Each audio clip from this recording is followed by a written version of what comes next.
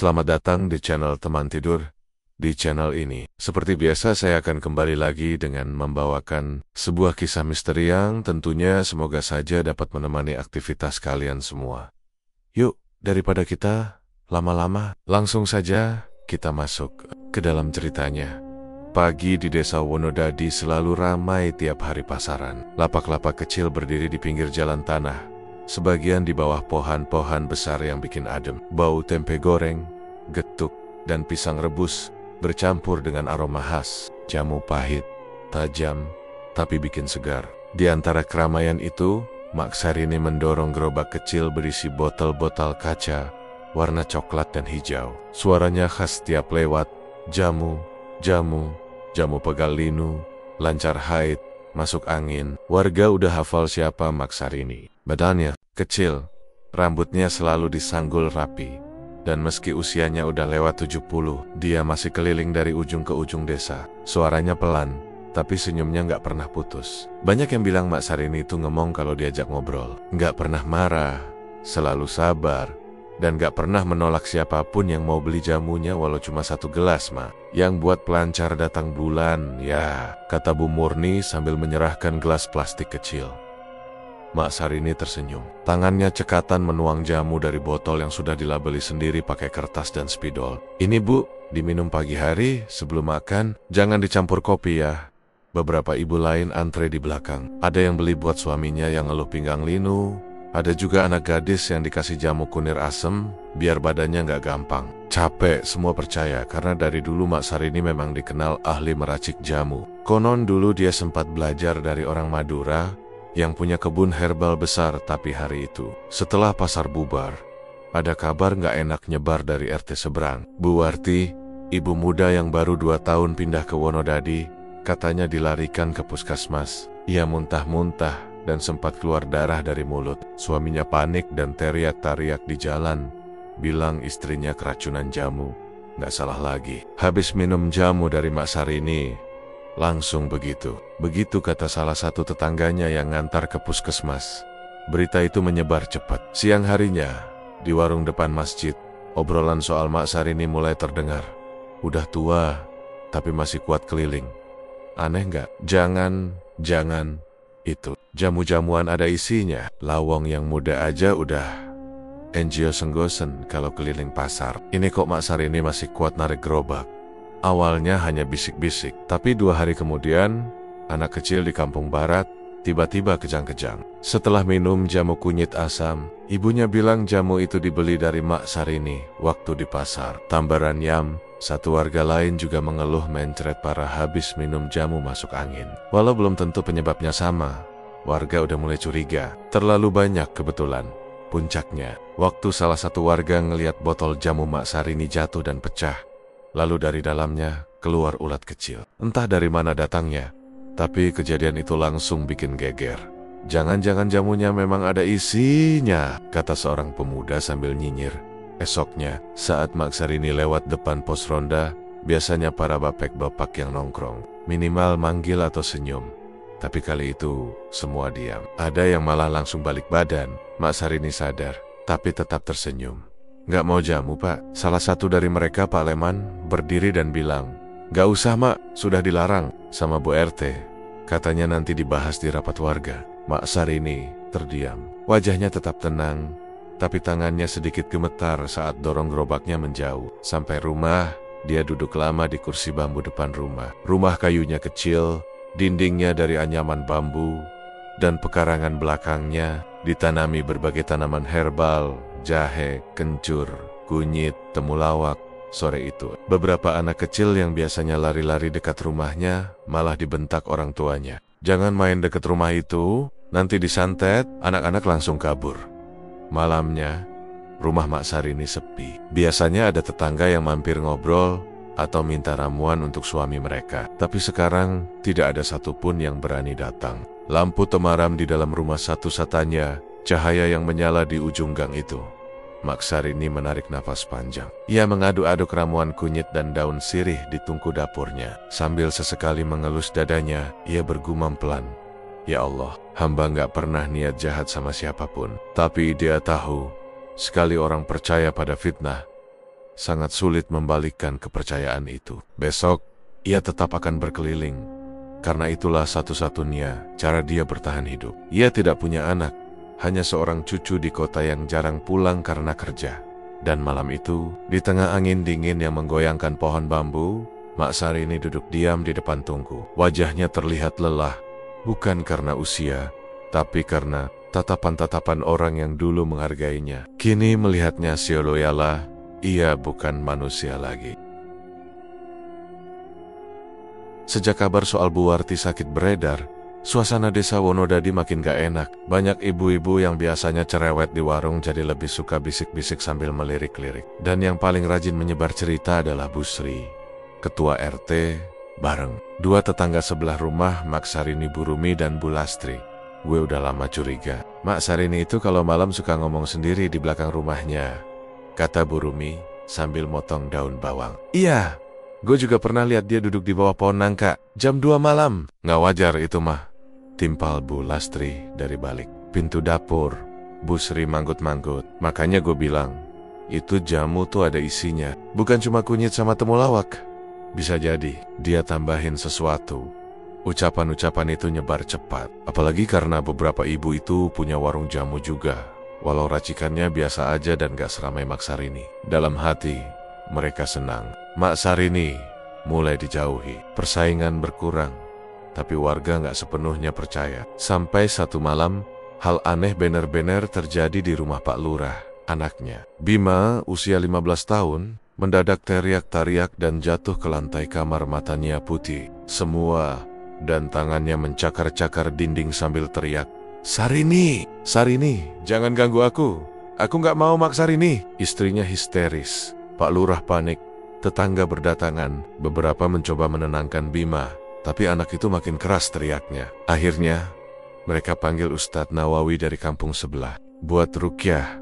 Waktu Ustadz itu datang dan mulai baca ayat kursi, Bima langsung muntah busa, lalu pingsan. Setelah sadar, dia bilang cuma ingat mimpi dikejar nenek tua bawa botol kaca. Semuanya langsung menghubungkan kejadian itu ke satu orang. Udah jelas, namanya disebut-sebut gitu. Itu bukan kebetulan, kata Pak Lurah dengan muka pucat. Dia pasti ada niat jahat. Tambah salah satu warga. Besok paginya semua tambah. Ya, seorang ibu-ibu lihat Mak Sarini jalan pelan sambil nyeret gerobaknya lewat depan rumah Pak Lurah. Tatapan mereka bertemu sebentar, tapi bukan senyum yang muncul. Tatapan sinis dan penuh curiga. Siangnya, anak-anak disuruh orang tuanya jangan jajan jamu lagi. Bahkan ada yang langsung melarang anak main dekat jalan utama kalau Mak Sarini lewat. Puncaknya, sore itu, Sot Beberopa. Warga kumpul di pos ronda dan mulai bicara soal tindakan. Bu Sri datang bawa tumpukan botol kosong dari belakang rumahnya. Ini botol bekas jamunya Mak Sarini. Nih, coba kalian cium. Ada bau aneh kan? Kayak bau dupa. Beberapa pemuda yang lihat memang nyium bau kuat dari salah satu botol. Tapi nggak semua yakin. Salah satu dari mereka, Darto, bilang, ya mungkin itu dari jamu pahit aja. Biasa begitu. Tapi suara Darto tenggelam. Warga sudah terlanjur panas. Malamnya, beberapa pemuda lempar batu kecil ke atap rumah Mak Sarini. Bukan sekali, tapi berkali-kali. Atap bambunya bolong di beberapa bagian. Mak Sarini yang lagi duduk ngelus kucing oranye peliharaannya cuma bisa nangis diam. Ia nggak keluar, hanya mengintip dari sela-sela jendela. Tapi batu-batu itu terus datang. Besoknya, beberapa warga mulai bawa anak-anak mereka ke dukun kampung sebelah, minta penangkal santet. Bahkan ada yang mulai masang sapu lidi di balik pintu, atau nyiram air bekas cucian kaki di depan rumah. Tindakan-tindakan aneh yang dianggap bisa ngusir ilmu hitam rayan. Cucu Mak Sarini yang kerja di kota belum tahu soal ini. Ia hanya sempat dikabari kalau neneknya sering sakit-sakitan dan sekarang makin jarang ke pasar. Tapi tak satu pun warga yang berani bilang ke Rian soal fitnah yang menyebar. Mereka takut dianggap keterlaluan, padahal kenyataannya lebih dari itu. Bu Lastri, yang dulu sering minta ramuan gratis buat suaminya yang susah tidur, kini malah jadi salah satu yang paling vokal. Aku tuh pernah lihat, waktu Mak Sarini nyuci botol, ada air hitam kayak oli. Lah, itu buat apa? Nggak mungkin itu jamu biasa. Kalau nggak percaya, coba tanya sama anak-anak. Mereka juga pernah lihat dia ngomong sendiri sambil berdiri di depan sumur. Nggak masuk akal. Dan makin banyak orang yang mengaku pernah lihat hal-hal aneh. Padahal sebagian besar hanya meneruskan cerita yang belum tentu benar. Malam minggu, beberapa pemuda iseng coret pagar rumah Mak Sarini pakai cat merah. Tulisan tukang santet terpampang besar. Keesokan harinya, Mak Sarini hanya menghapus pelen-pelen dengan air dan lap basah. Tanpa komentar, ia tetap keluarin jamu dan susun di gerobak, walau tak ada satupun pembeli hari itu. Sore harinya, kucing oranye peliharaannya mati mendadak. Badannya kaku dan keluar busa. Entah diracun atau bukan, tapi wajah Mak Sarini saat itu seperti kehilangan satu-satunya teman. Tapi satu hal yang warga nggak tahu. Malam itu, Mak Sarini duduk di dapur dan ambil salah satu botol jamu yang disembunyikan di dalam lemari tua. Warnanya lebih gelap dari biasanya. Ia buka tutupnya perlahan dan aroma tajam langsung memenuhi dapur. Ia berbisik pelan, kalau memang ini harus jadi akhirku, biar kebenaran yang jawab. Malam itu langit gelap, angin kencang bikin pohon pisang di belakang rumah Mak Sarini bergoyang keras. Hujan belum turun, tapi udara terasa pengap dan berat. Suara dari kejauhan mulai terdengar bukan suara biasa. Suara langkah kaki banyak orang. Semakin lama semakin dekat, Mak Sarini yang duduk di dapur sambil memanaskan air untuk membuat ramuan tidur. Langsung menoleh ke jendela waktu dengar suara bentakan. "Buka pintunya, Mak. Jangan pura-pura tidur. Keluar lo sekarang." Pintu rumah digedor-gedor. Dinding bambu bergetar. Mak Sarini berdiri pelan. Kakinya gemetar. Ia tahu, ini bukan tamu yang datang buat beli jamu. Dengan napas pendek-pendek, dia buka pintu. Di luar ada belasan warga berdiri bawa obor, kayu, bahkan ada yang bawa golok kecil. Wajah mereka marah. Tidak ada satupun yang terlihat mau mendengarkan. "Udah cukup, Mak. Gara-gara lo, anak-anak kita sakit. Rumah ini harus dibersihkan. Banyak yang bilang tempat ini sarang jin. Lo pikir kita mau tunggu sampai 1 kampung mati dulu?" Mak Sarini angkat tangan. "Saya nggak pernah niat nyakitin siapapun. Demi Allah." Tapi ucapannya dipotong. Salah satu pemuda mendorong tubuh ringkih Mak Sarini sampai jatuh duduk di tanah. 2 orang langsung masuk ke dalam rumah. Botol-botol jamu dilempar keluar satu-satu, pecah di depan kaki warga. Cairan berwarna coklat dan kuning tumpah ke tanah. "Ini semua racun. Ini yang bikin warga kita pada sakit," teriak seseorang. Gerobak jamu yang biasa dipakai Mak Sarini didorong keras sampai terbalik. Satu botol besar pecah dan cipratannya kena kaki salah satu ibu. "Lihat tuh, panas. Ini bukan jamu biasa." Jeritnya histeris, padahal bisa jadi hanya sugesti. Satu alat penumbuk jamu dari kayu yang sudah puluhan tahun dipakai, diinjak dan dipatahkan. Dapur dibongkar. Kayu-kayu kering untuk tungku diambil buat nyalain api. Salah satu warga nyulut obor dan lempar ke tumpukan botol yang sudah dikumpulkan. Api langsung menyala. Asap hitam membumbung. Bau jamu terbakar menyengat hidung. Mak Sarini berdiri sambil memegangi dinding rumah. Air matanya turun tanpa suara. "Kalian salah paham. Semua ini buat nolongin orang." Seseorang menamparnya keras. Kepala Mak Sarini terlempar ke samping dan dia jatuh tersungkur di lantai tanah. Seseorang lagi meludahi wajahnya. Yang lain hanya diam, seolah semua perlakuan itu pantas. Salah satu bapak berkata, "Kalau enggak, kita usir sekarang. Nanti makin banyak yang jadi korban. Usir dia sekarang. Jangan biarin dia tinggal di desa ini." Akhirnya, 2 pemuda menarik tangan Mak Sarini. Ia setengah diseret keluar rumah.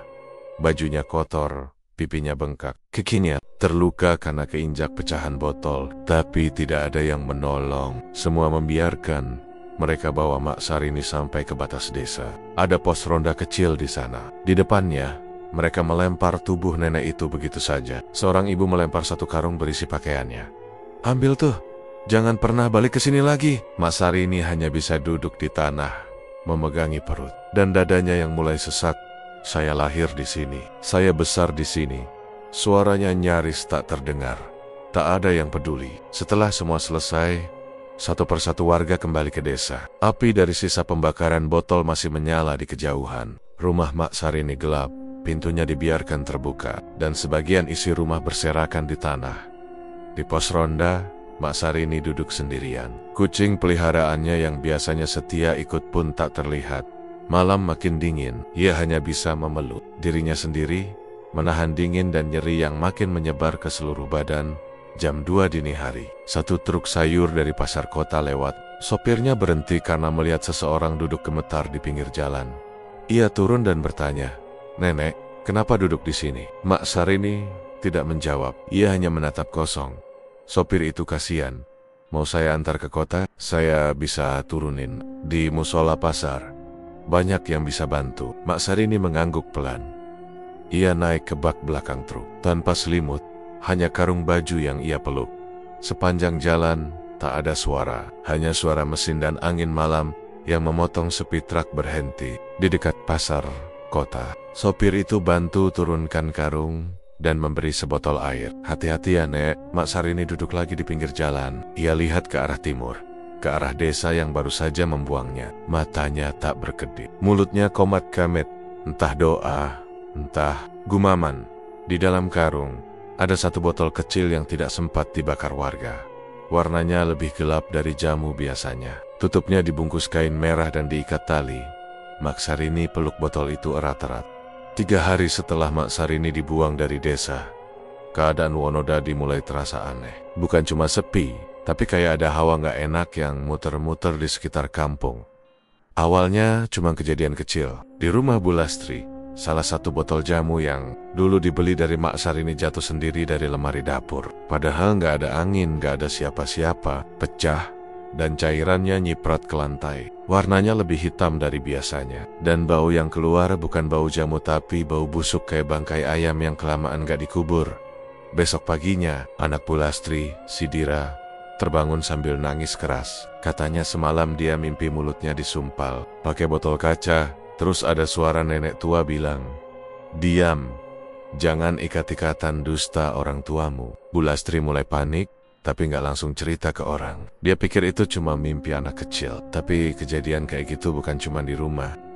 Di rumah Pak Lurah, Bima mulai demam tinggi. Badannya panas, tapi keringat dingin keluar. Waktu disuapin makan, dia malah muntah cairan warna gelap. Baunya lagi-lagi mirip jamu basi.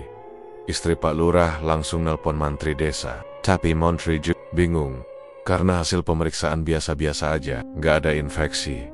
Tapi kenapa bisa muntah hitam gini? Setelah itu, satu persatu warga yang dulu ikut nyerang Mak Sarini mulai ngalamin hal serupa. Ada yang dengar suara orang numbu lesung jam 1:30 pagi, padahal di gang mereka gak ada orang yang masih bikin jamu malam-malam. Ada yang ngaku lihat bayangan perempuan tua lewat di depan rumahnya sambil dorong gerobak rusak. Dan yang paling serem, 2 warga ngaku sempat lihat api kecil nyala di bekas dapur rumah Mak Sarini. Padahal rumah itu udah kosong. Gue lihat jelas, ada yang lagi duduk di depan tungku. Badannya bungkuk, rambutnya panjang, kata Darto ke teman-temannya. Sambil merinding lo ngigau, "Tuh, gak mungkin, lo pasti kebanyakan nonton horor." Serius, gue sampai gak bisa tidur sampai subuh. Tapi setelah malam itu, Darto muntah darah di depan kamar mandi. Warga mulai mikir, jangan-jangan ini bukan kebetulan. Lalu orang yang tiba-tiba sakit dengan gejala yang mirip muntah cairan hitam, mimpi buruk, suara-suara aneh. Dan anehnya, semua yang kena adalah orang-orang yang dulu marah dan ikut menyeret Mak Sarini keluar dari rumahnya. Bu Sri, ketua AT juga, karena ia sempat jatuh pingsan waktu nyapu halaman. Mulutnya berbusa, dan saat sadar, ia malah nyebut nama Mak Sarini berulang kali. "Sarini, maafin aku." "Sarini, ampun." Warga panik. Yang tadinya ngerasa benar karena ngusir tukang santet, sekarang mulai mikir ulang. Mereka nggak ngomong terang-terangan, tapi semua tahu ini ada hubungannya sama Mak Sarini. Suatu malam, Pak RW ngadain rapat mendadak di balai desa. Suasana tegang, warga berdatangan, tapi nggak seramai biasanya. Yang cuma berdiri di luar, nggak berani masuk. Di dalam, Pak Lurah duduk sambil ngelus kepala. Wajahnya pucat, matanya cekung. Istrinya juga belum pulih dari shock karena Bima terus-terusan mimpi buruk. "Kita nggak bisa biarin ini terus," kata Pak Lurah pelan. "Loh, maksudnya gimana? Lo mau manggil Mak Sarini balik?" tanya salah satu bapak. "Bukan, tapi kita harus tahu apa ini semua kebetulan atau ada yang memang sedang balas dendam." Ustadz Nawawi yang datang dari kampung sebelah Akhirnya angkat suara. Dendam orang teraniaya itu berbahaya. Apalagi kalau dia nggak terima diperlakukan kayak binatang. Bisa jadi ada sesuatu yang belum tuntas. Sesuatu yang belum selesai. Lalu Ustadz Nawawi cerita bahwa sebelum pergi, Mak Sarini sempat datang ke masjid kampung sebelah. Ia numpang mandi dan sempat menitipkan satu botol kecil ke marbot. Katanya, itu botol terakhir yang gak boleh dibuka sembarangan.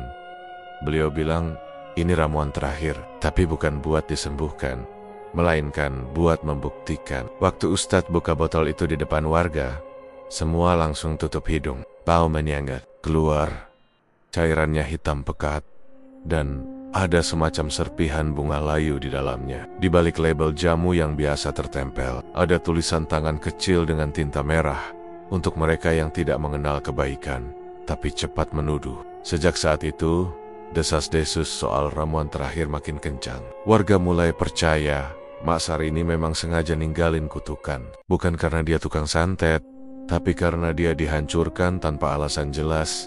Bu Lastri yang makin parah. Sakitnya mulai minta maaf ke tetangga. Ia bilang, aku cuma ikut-ikutan. Aku juga takut waktu itu, tapi aku gak niat nyakitin Mak Sarini. Sayangnya, minta maaf kayaknya udah telat. Setiap malam, selalu aja ada kejadian aneh. Rumah kosong Mak Sarini yang tadinya gelap, sekarang kadang terlihat rimang-rimang dari dalam. Padahal listriknya sudah lama diputus. Beberapa warga coba pindah sementara ke rumah keluarga di luar kampung. Tapi anehnya, mimpi buruk tetap datang. Suara tumbukan lesung tetap terdengar. Bahkan ada yang ngaku lihat bayangan Mak Sarini duduk di ujung tempat tidur mereka. Di sisi lain, tak ada yang tahu keberadaan Mak Sarini sekarang. Sejak naik ke truk sayur waktu itu, ia menjelang, tapi botol-botol yang dulu dibakar seakan muncul. Kembali di tempo-tempo tak masuk akal. Di pekarangan rumah, di sumur tua, bahkan satu ditemukan di atas sajadah masjid desa. Ramuan terakhir itu seperti membawa pesan bahwa perbuatan kejam pasti punya akibat. Dan buat desa Wonodadi, semua baru. Sejak 1 minggu setelah kabar soal Mak Sarini tersebar, sebuah motor matic berhenti di pertigaan masuk desa Wonodadi. Di atasnya duduk seorang pemuda berjaket hitam, celana jeans, dan ransel besar di punggung. Namanya Ryan, umur 25 tahun. Ia turun pelan, lihat sekeliling, tak banyak berubah. Rumah-rumah masih seperti dulu. Jalanan masih tanah berbatu, tapi suasananya terasa dingin walau siang. Ryan menghela napas, lalu lanjut nyetir pelan sampai ke rumah tua di ujung gang rumah Mak Sarini. Waktu ia sampai, rumah itu seperti tak terurus. Halaman depan ditumbuhi rumput liar. Pintu setengah copot dan atapnya bolong di beberapa bagian. Ia turun, berdiri sebentar di depan pagar. "Mak, aku pulang," katanya lirih. Begitu buka pintu, bau debu dan kayu lapuk langsung menyeruak. Ia masuk pelan. Semua masih ada kursi bambu, lemari tua, rak botol jamu, tapi semua kotor, berdebu, dan sebagian rusak. Di pojok dapur masih ada lesung kecil, patah satu sisinya. Ryan duduk, matanya menyapu seisi rumah, lalu berhenti di satu pojokan. Di situ ada foto kecil Mak Sarini dalam figura plastik yang sudah buram. Ia ambil pelan, usap debunya, lalu taruh di meja. Dari sejak kecil, Ryan dekat dengan neneknya. Waktu orang tuanya pisah, Ryan tinggal bareng Mak Sarini selama 2 tahun sebelum akhirnya pindah ke Jakarta, ikut pamannya. Tapi ia nggak pernah lupa senyum hangat neneknya, atau cara neneknya nyuapin dia pakai tangan sambil bilang, "Jamu itu pahit, tapi bikin kamu kuat." 2 minggu lalu, ia baru dengar kabar dari tetangga lama lewat WhatsApp. Isinya cuma singkat, Mak Sarini udah nggak ada. Meninggalnya tragis. Banyak yang gak beres di desa. Sejak itu, Ryan gelisah. Ia izin cuti kerja dan langsung pulang ke Wonodadi. Tapi yang ia lihat sekarang bukan cuma rumah tua, tapi juga tatapan warga yang sinis dan penuh curiga. Baru sejam setelah ia bersih-bersih halaman, ada 2 orang datang. Warga kampung. Salah satunya manggil, "Dek, kamu cucunya Mak Sarini ya?" Ryan berdiri, senyum kecil. "Iya pak, saya Ryan." Wajah si bapak berubah. "Saya saranin kamu gak usah lama-lama di sini." "Kenapa?" "Orang sini belum bisa terima apa yang terjadi. Banyak yang masih takut. sama keluargamu. Rian bingung. Maksudnya? Tapi dua orang itu nggak jawab jelas. Mereka cuma bilang hati-hati, lalu pergi. Beberapa hari berikutnya, kejadian-kejadian aneh mulai terasa. Bukan hal mistis, tapi perlakuan orang-orang. Ada yang sengaja tutup pintu waktu dia lewat. Ada anak kecil yang diseret ibunya sambil dibentak. Jangan deket-deket. Di warung, penjual nggak senyum. Bahkan ada yang pura-pura nggak dengar waktu Rian nanya harga. Rian tetap diam. Malam hari, ia mulai baca-baca buku catatan Mak Sarini yang disimpan di laci dapur. Isinya sebagian resep jamu, tapi ada juga tulisan lain. Nama-nama warga, tanggal-tanggal tertentu, dan satu halaman yang ditulis besar-besar. Mereka bilang aku dukun, tapi aku cuma bikin jamu dari tanaman yang Allah kasih. Hoti Rian makin berat. Ia makin yakin ada yang salah di desa ini. Besok paginya, ia mutusin untuk muter keliling desa, nyapa warga, tanya-tanya pelan, tapi kebanyakan ngelak atau cepat-cepat pergi. Sampai akhirnya ia ketemu Bu Karsi, tetangga lama yang dulu sering bantu Mak Sarini. Bu Karsi, saya Rian, cucunya Mak Sarini. Si ibu langsung mewek. Ya Allah, akhirnya kamu pulang juga. Rian duduk di teras rumah Bu Karsi. Di sana, ia dengar cerita yang selama ini ditutup-tutupi. Tentang warga yang rame-rame menyeret Mak Sarini malam hari. Tentang rumah yang dibakar sebagian. Dan tentang kejadian-kejadian aneh setelahnya. Tapi saya yakin, makmu itu nggak mungkin santet orang. Dia cuma salah tempat tinggal. Di desa ini, orang baik pun bisa dibenci kalau nggak nurut sama yang berkuasa. Rian terdiam lama. Ia marah, tapi nggak bisa teriak. Ia sedih, tapi air matanya belum keluar. Yang ada cuma rasa ingin tahu. Kenapa orang-orang bisa tega? Hari-hari berikutnya, Rian mulai kumpulkan potongan-potongan informasi. Ia ngobrol dengan marbot masjid, penjaga pasar, bahkan ke kampung sebelah buat cari ustadz yang pernah bantu rukyah anak. Pak Lurah, semuanya bilang hal serupa, bahwa warga terlalu cepat menuduh. Di satu sore, Rian masuk ke rumah kosong dan nemu satu botol kecil di balik tumpukan kain. Botol itu tertutup rapat, dibungkus kain lusuh, dan ada bekas label yang robek. Ia belum berani buka, tapi dari baunya, itu bukan jamu biasa. Di malam kelima, rumah Mak Sarini dilempari batu kecil. Rian keluar, tapi pelakunya sudah kabur. Di dinding bambu, ada coretan spidol. Jangan hidupkan kutukan lama. Tapi Rian enggak takut. Ia tahu, makin ia dekati kebenaran, makin banyak yang enggak suka. Tapi ia juga sadar, kalau dia diam, nama neneknya akan selamanya dikubur sebagai dukun. Padahal, yang ia tahu, Mak Sarini cuma perempuan tua yang enggak pernah berhenti bekerja buat bantu orang. Hari itu, Rian bangun lebih pagi dari biasanya. Semalaman ia merasa gelisah.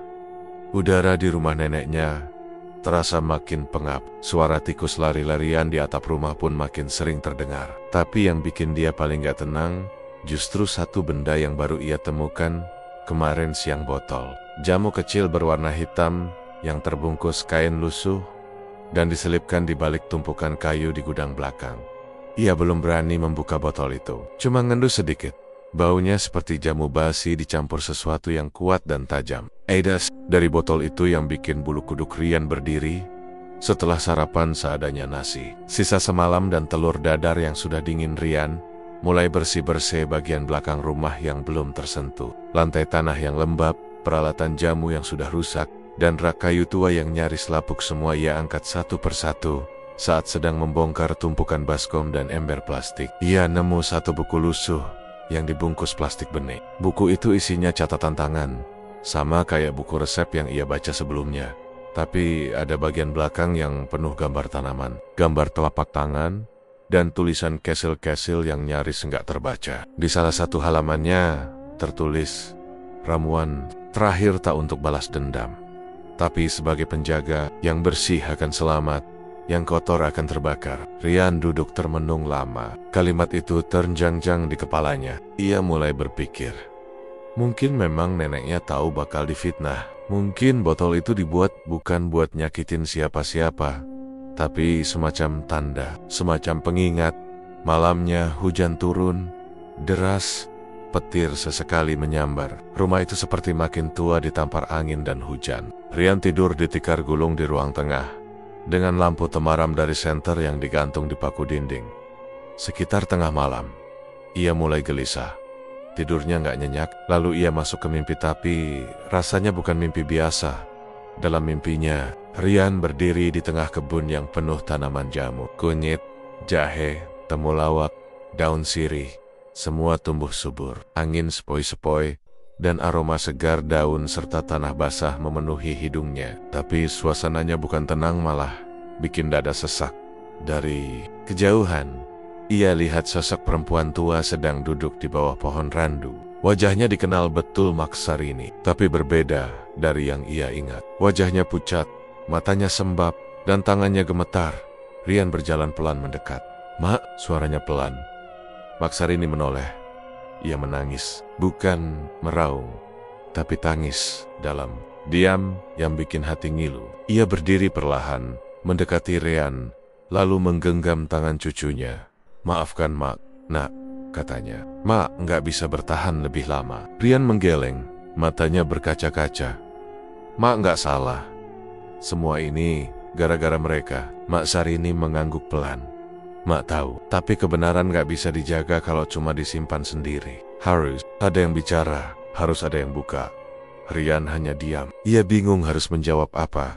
Maksarini menatapnya dalam-dalam. "Botol itu bukan buat nyakitin, itu buat lindungi, buat pisahin mana yang benar dan mana yang cuma ikut-ikutan. Jangan biarin mereka tutup semua dengan kebohongan." Lalu, Maksarini perlahan menjauh.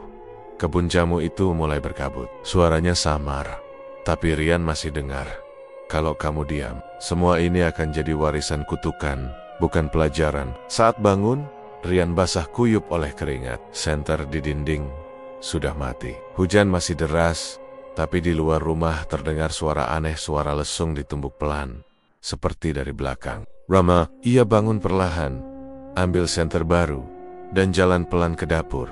Tapi saat buka pintu ke arah belakang, suara itu hilang. Yang ada hanya gelap dan bau tanah basah. Ia berdiri diam beberapa detik, lalu balik ke dalam. Tapi yang paling bikin dia gemetar adalah botol hitam itu. Waktu dia lihat pagi harinya, botol itu berpindah tempat. Bukan lagi di meja, tapi sudah ada di depan pintu kamar, persis di tempat kakinya menginjak saat bangun tidur. Rian tahu ini bukan kebetulan. Besoknya, ia mutusin untuk datang ke makam Maksarini. Letaknya di pemakaman umum desa, tapi bagian paling pinggir, dekat semak-semak dan pohon waru. Tidak ada batu nisan resmi, hanya kayu kecil bertuliskan nama dengan spidol yang mulai pudar. Rian duduk di dekat makam itu. Lama, ia buka botol hitam itu, tapi hanya sedikit. Bau kuat langsung keluar. Ia meneteskan sedikit ke tanah, lalu menunduk. "Mak, aku janji, aku akan buka semua ini, biar orang tahu siapa Mak sebenarnya." Saat ia berdiri untuk pulang, ia dengar suara seperti bisikan. Bukan dari telinganya, tapi dari dalam kepala. Suara yang lembut tapi tegas. "Jangan takut, Nak. Yang benar pasti menemukan jalannya." Dan saat ia berjalan kembali ke rumah, entah kenapa langkahnya terasa lebih ringan, meski beban di hatinya belum sepenuhnya hilang. Pagi itu, warga desa Wonodadi geger. Kabar cepat menyebar dari satu rumah ke rumah lain. Busri, ketua RT, ditemukan meninggal di dapur dengan mulut berbusa dan mata melotot. Di samping tubuhnya, ada sisa botol jamu kecil yang pecah. Kerannya tumpah ke lantai, warnanya hitam pekat dan baunya menyengat. Orang pertama yang nemuin adalah suaminya sendiri. Awalnya, dia kira istrinya cuma pingsan, tapi waktu dilihat lebih dekat, wajah Busri seperti habis menahan sakit yang luar biasa. Lidahnya kaku, dan kuku-kukunya mencengkeram lantai. Di rak dapur, ada satu botol jamu yang sebelumnya dia sembunyikan sisa. Jamu Maksarini yang dulu dia ambil diam-diam waktu rumah Maksarini dibongkar. Belum sempat warga pulih dari kaget. Siangnya, anak kepala desa, Bima, ditemukan di kamar dengan kondisi tubuh kaku. Tangannya menggenggam botol jamu yang sama, seperti yang dikabarkan ditemukan di rumah Busri. Anehnya, Bima tidak minum jamu itu, tapi di dinding kamarnya ada tulisan aneh dari kapur putih. Yang tidak jujur, ikut terbakar. Warga makin panik. Belum seminggu, 2 orang yang dikenal paling vokal memfitnah Mak Sarini meninggal dengan cara yang gak biasa. Kepala desa langsung pasang pengumuman di masjid, minta warga tetap tenang dan jangan mudah percaya isu kutukan. Tapi justru setelah itu, kejadian ketiga muncul. Bu Lastri, tetangga sebelah rumah Mak Sarini dulu, hilang sejak pagi. Warga nyari ke mana-mana. Baru ditemukan sore harinya tenggelam di sumur belakang rumahnya sendiri. Dengan tubuh membiru dan bau jamu keluar dari mulutnya. Bukan air biasa yang keluar dari tubuhnya saat diangkat, tapi cairan coklat gelap. Bau jamu menyengat sampai radius 3 meter. Desa jadi kacau. Orang-orang takut keluar malam. Ada yang mulai masang jimat, ada yang panggil dukun dari luar kampung buat bersihin rumah. Bahkan beberapa keluarga ngungsi ke rumah saudaranya di kota. Tapi tetap saja, teror itu kayak nggak bisa dihindari. Selalu menyasar orang-orang yang dulu terlibat langsung dalam pengusiran. Mak Sarini. Rian yang dengar semua itu langsung sadar. Kutukan belum berhenti. Dia tahu, arwah neneknya belum tenang. Ia juga paham, kalau terus dibiarkan, semua yang bersalah akan dapat akibatnya satu persatu. Tapi bukan itu yang Rian mau. Dia nggak mau desa ini hancur total. Dia nggak mau dendam itu makan semuanya. Bahkan anak-anak yang nggak tahu apa-apa sore itu. Rian nekat datang ke rumah kepala desa. Ia bawa botol jamu hitam yang dulu ditemukan di rumah neneknya. Ia berniat bicara langsung, minta agar desa mengakui kesalahan dan mencoba menenangkan arwah Mak Sarini dengan cara yang damai. Tapi niat baiknya dibalas dengan amukan. Begitu sampai di depan rumah kepala desa, 2 pemuda penjaga rumah langsung mencegat. "Kamu bawa apa itu?" bentak mereka sambil nunjuk botol yang digenggam Rian. "Ini jamu. Bukti bahwa nenek saya bukan tukang santet." "Saya mau jelasin." Belum sempat selesai ngomong, satu dari mereka langsung dorong Rian hingga jatuh ke tanah. Botol hampir pecah. Warga yang lewat ikut mendekat, lalu teriak-teriak, "Itu cucu dukun, usir dia.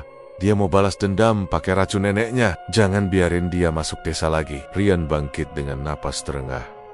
Matanya merah, tapi dia tahan amarahnya. "Saya cuma mau jelasin, bukan buat ngancam siapa-siapa. Kali semua salah sangka, tapi tidak ada yang dengar." Kerumunan makin besar. Ada yang lempar batu kecil ke arah Rian, ada yang maju, nyaris mukul, tapi untung dicegah warga yang masih waras. Dalam kekacauan itu, Rian sadar, kalau dia maksa, dia bisa jadi korban selanjutnya. Dengan langkah berat, ia mundur dan pergi dari kerumunan.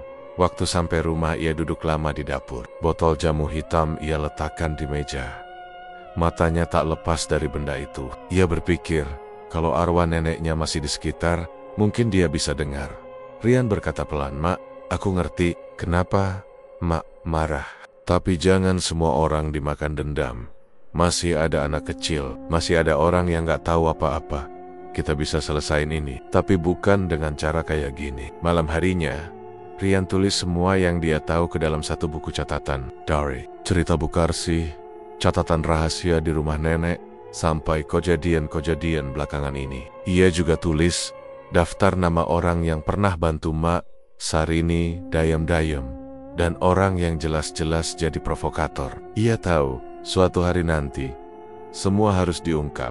Besoknya, Rian pergi ke makam Mak Sarini. Ia duduk di sana, lalu buka sedikit, tutup botol jamu, dan teteskan isinya ke tanah. Ia berkata pelan, "Mak, aku janji akan sampaikan semuanya. Tapi jangan tambah korban. Kasih aku waktu. Aku akan bersihkan nama Mak dengan cara yang benar." Dan entah hanya perasaan atau bukan, tapi angin yang lewat saat itu terasa lebih tenang. Daun-daun berhenti bergoyang. Dan untuk pertama kalinya, sejak dia pulang ke desa, Rian merasa rumah itu tidak seseram biasanya. Tapi ia tahu, belum selesai. Masih ada satu langkah lagi dan itu bukan langkah yang mudah. Hari itu, langit Wonodadi mendung sejak pagi. Angin lembab berhembus pelan, seperti membawa kabar bahwa ada sesuatu yang bakal berubah. Rian duduk di ruang tamu rumah neneknya yang sudah mulai rapi. Di depannya tergeletak tumpukan kertas, buku, catatan tangan Mak Sarini, dan botol jamu terakhir yang belum pernah dibuka semalam. Setelah bermalam di makam neneknya, Rian merasa makin yakin satu-satunya cara menghentikan semua ini adalah dengan menyampaikan kebenaran langsung ke warga sekalipun. Nyawanya sendiri jadi taruhan. Siangnya, ia keliling desa. Dari rumah ke rumah, ia ayah orang-orang untuk datang ke musola malam nanti. Saya cuma minta kalian datang sebentar. Dengerin, kalau nggak percaya, silakan pulang. Sebagian menolak. Ada yang pura-pura nggak dengar, tapi ada juga yang mulai luluh. Mereka sudah lelah hidup dalam ketakutan. Sudah cukup banyak yang jadi korban, dan banyak juga yang sebenarnya menyesal, cuma malu buat mengakuinya.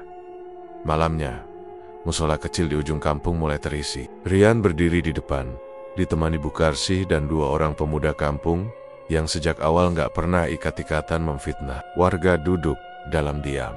Beberapa wajah masih curiga, tapi tidak sekeras dulu.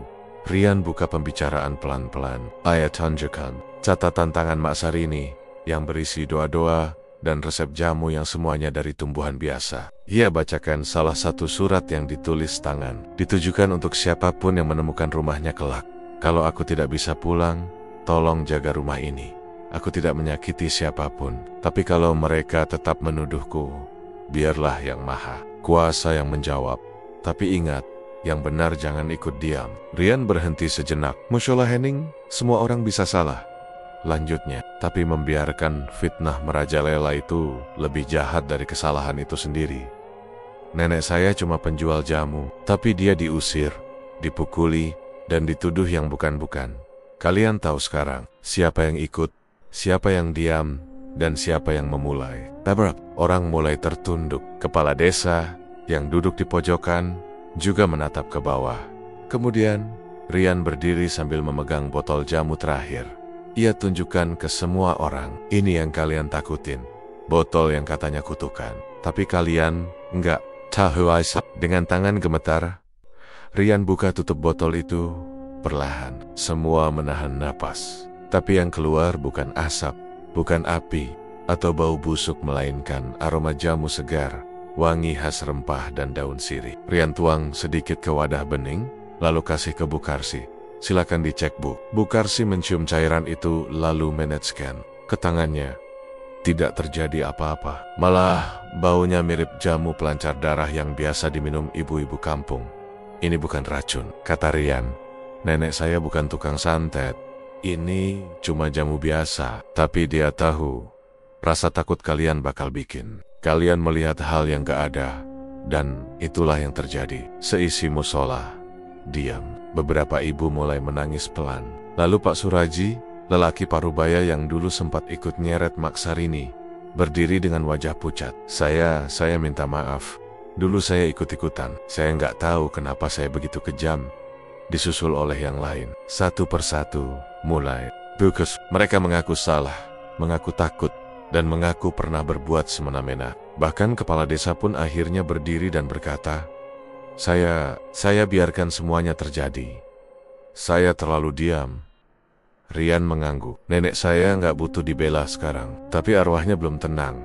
Kalian tahu itu. Dan satu-satunya cara menghentikan ini adalah dengan minta maaf. Malam itu, musola berubah jadi tempat doa bersama. Semua warga kumpul. Mereka mengirim doa, membaca surat Yasin, dan diakhiri dengan minta maaf bersama di depan rumah Rian yang dulunya rumah Mak Sarini. Beberapa warga bahkan membantu bersihkan halaman dan membakar dupa serta bunga 7 rupa di depan rumah.